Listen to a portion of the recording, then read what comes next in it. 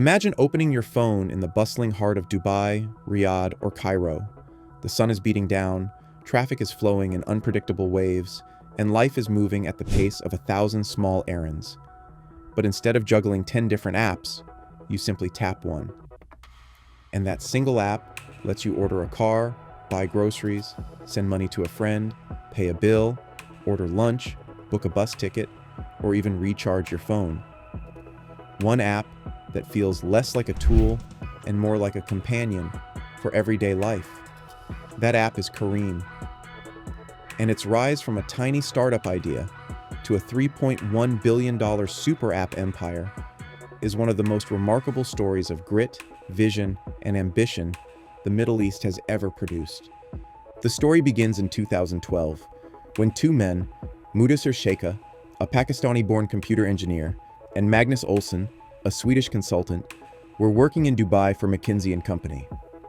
They were management consultants, traveling constantly across the region. Anyone who's done that knows how exhausting business travel can be. Delayed taxis, unreliable bookings, endless receipts for expense claims. It was chaos. They realized something simple. If they, privileged consultants with corporate resources, were struggling this much with transportation, then millions of ordinary people in the Middle East must be facing even worse challenges. That was the spark. A small problem, experienced firsthand, that would grow into a massive vision. Their first idea wasn't glamorous. Careem's original product wasn't a ride-hailing app for everyone. It was just a web-based tool for businesses to schedule cars for their employees, track rides, and organize invoices. They weren't trying to disrupt the whole taxi industry. They just wanted to solve one problem really well: reliability. And in cities like Dubai, Riyadh, or Karachi, reliability was gold. Taxis often didn't show up on time. Drivers weren't accountable. Companies had no control over expenses. Careem fixed that by making punctuality its brand. If you booked a Careem, you could trust it would be there. That single promise set them apart. But soon, something interesting happened. Careem noticed that individual users, not just corporate clients, were sneaking onto the platform. A man booking a ride for his elderly parents. A woman using it to get to the airport. Word of mouth spread. People were saying, this Careem thing actually works. And that's when Mudassir and Magnus realized they weren't just building a niche tool for businesses. They were sitting on a solution that entire cities needed. The decision was made. Careem would go consumer.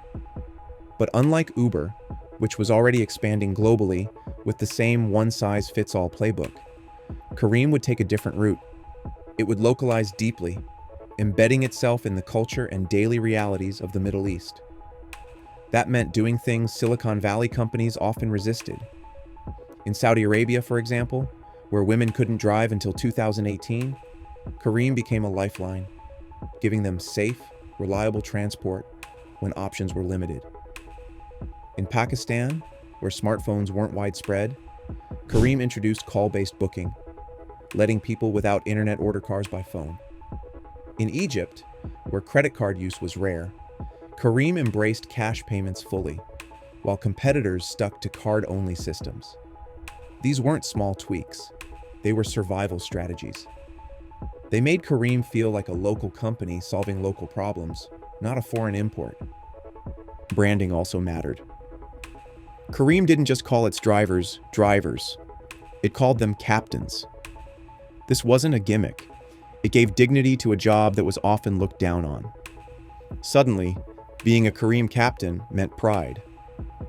Customers noticed the difference too.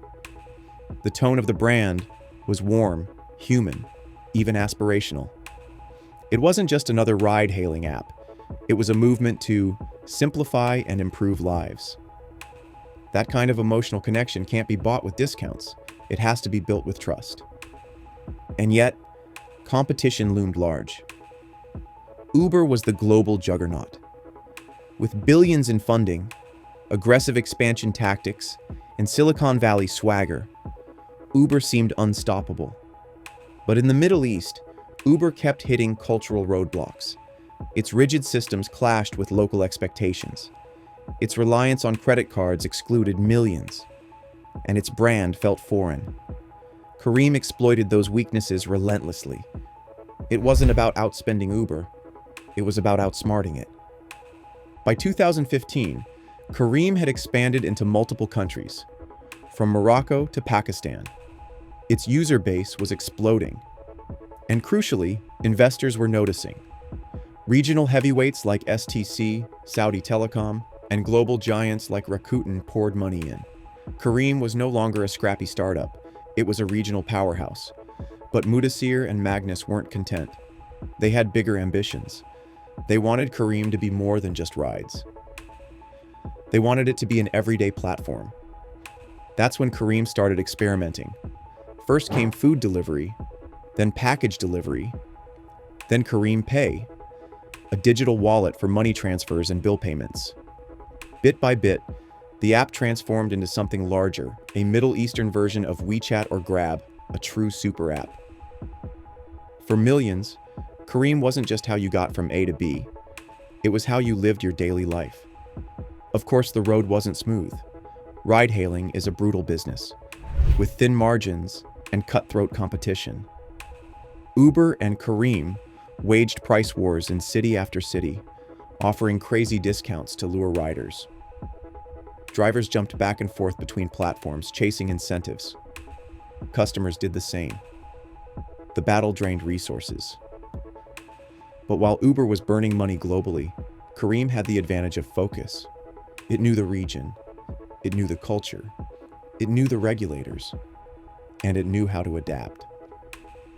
By 2019, Uber faced a choice.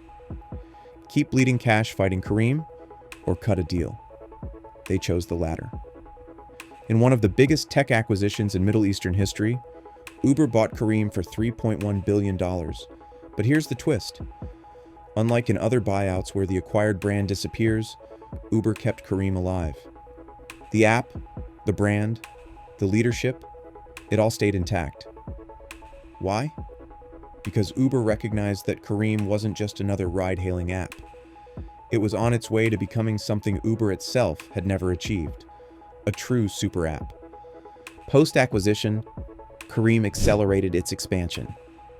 Careem Pay became a serious player in digital payments, offering everything from peer-to-peer transfers to bill pay.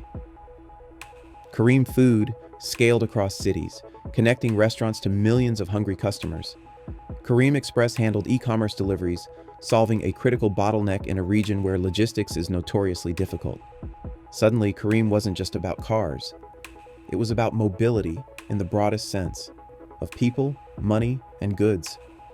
And then came 2020. The pandemic hit. Ride-hailing revenue collapsed overnight as cities went into lockdown. For many companies, it was a death sentence. But Careem's diversification saved it. While rides plummeted, food delivery and payments surged. Careem adapted quickly, pivoting resources, supporting captains with relief funds, and keeping the ecosystem alive. In hindsight, the decision to become a super app wasn't just visionary. It was an insurance policy. Today, Careem is more than just a business story. It's a symbol. For the Middle East, it represents the power of homegrown innovation. For entrepreneurs, it's proof that you don't need Silicon Valley roots to build world-changing companies. For everyday users, it's a trusted companion woven into the fabric of their lives. And for Uber, it's a smart investment in a future it couldn't build on its own. But perhaps the most striking thing is that despite all its growth, despite being owned by Uber, Careem still feels local. Its leadership, its mission, its voice, they're rooted in the region. It doesn't just operate in the Middle East, it belongs to it. That's why, when people talk about Careem, they don't just mention an app. They talk about pride, about identity, about possibility. So how did Careem build a $3.1 billion empire? By starting small, solving one problem deeply, and expanding step by step. By localizing relentlessly, respecting culture, and adapting where global giants stumbled. By branding itself as more than a service, as a movement. By dreaming bigger, not just about rides, but about life itself. And by holding on to its mission through every battle, every pivot, and every storm. And that's the lesson. The next billion-dollar idea doesn't always start with grand ambition. Sometimes it starts with a tired consultant stuck in traffic thinking, there has to be a better way. The difference is what you do with that thought. Careem turned it into a company, a culture, and a legacy. And in doing so, it didn't just change how people move. It changed how an entire region sees itself. But to really understand Careem's empire, you have to look at what was happening behind the scenes. Scaling in the Middle East wasn't just about launching features. It was about navigating a maze of cultural, political, and regulatory challenges. In Saudi Arabia, for instance, every new service needed the blessing of local authorities. In Egypt, the chaotic streets of Cairo made logistics a nightmare. In Pakistan, power outages and poor connectivity regularly disrupted rides. Each of these obstacles could have broken the company, but instead of treating them as setbacks, Careem treated them as design constraints. If something didn't work in one market, they adapted and tried again. Even internally, the challenges were immense. Careem wasn't just building a business, it was building talent in a region where the tech ecosystem was still young. In Silicon Valley, engineers and product managers are plentiful. In the Middle East, they were rare. Careem had to train its own people, nurture leaders from scratch, and cultivate a culture of resilience. Magnus Olsson, after surviving a life-threatening brain hemorrhage in the early days, embodied that spirit. His recovery and return to work sent a powerful signal to the team. Careem was not just a company, it was a mission worth fighting for. And let's not forget the fundraising battles. Convincing investors in 2012 or 2013 to back a Middle Eastern startup was no easy feat. Venture capital was scarce. Many global investors didn't believe in the region's potential. But Mudassir and Magnus kept knocking on doors. They built relationships with regional giants like Saudi Telecom and the Al Tayyar Group, proving that Careem wasn't just a dream, it was an inevitable future. Every round of funding was more than money. It was validation, fuel for growth, and a signal to entrepreneurs across the region that tech innovation belonged here too. Careem's journey also reveals something profound about competition. Uber had money, brand recognition, and global presence. But Careem had empathy. It understood that in places like Karachi or Khartoum, you couldn't assume seamless credit card payments. That in Riyadh, women riders needed safety features and assurances that went beyond simple ratings. That in Cairo, reliability mattered more than luxury. This empathy, woven into its DNA, was the ultimate competitive advantage. And perhaps one of the most underappreciated parts of Careem's story is its role in inspiring others. By the late 2010s, Careem alumni were leaving to start their own ventures. Fintech startups, delivery platforms, logistics firms. They carried with them the skills, mindset, and confidence they had learned at Careem.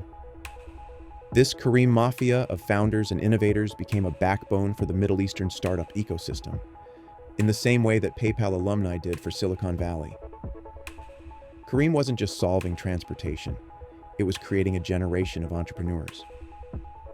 Of course, the Careem Uber deal in 2019 raised questions. Would Careem lose its soul? Would it become just another cog in Uber's global machine?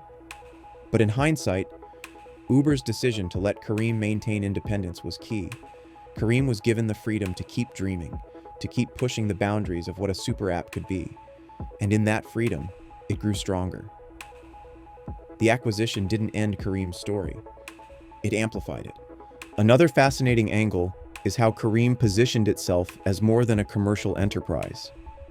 During crises, whether natural disasters, economic shocks, or even the pandemic, Careem acted as an anchor for communities.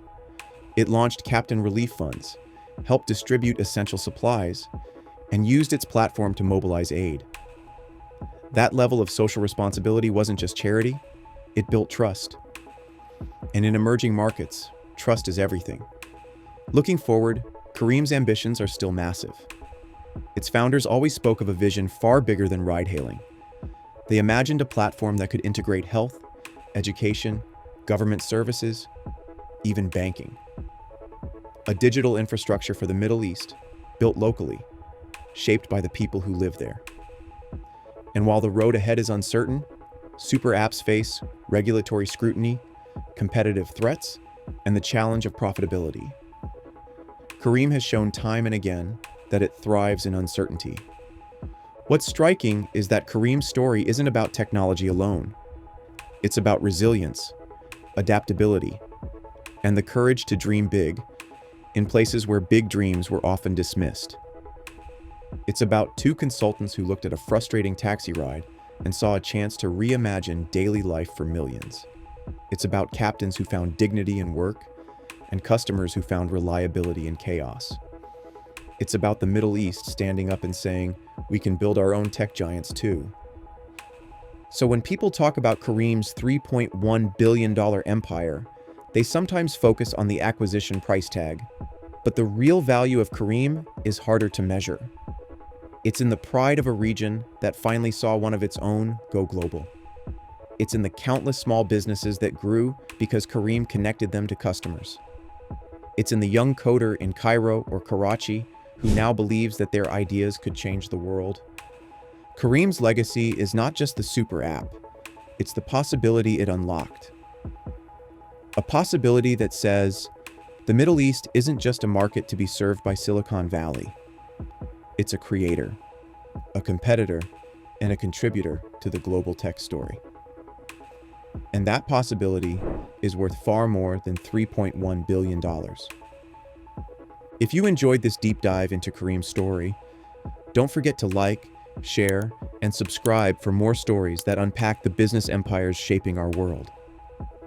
And tell us in the comments, what everyday frustration in your city do you think could become the next Careem? Because sometimes, solving the smallest problems leads to the biggest revolutions.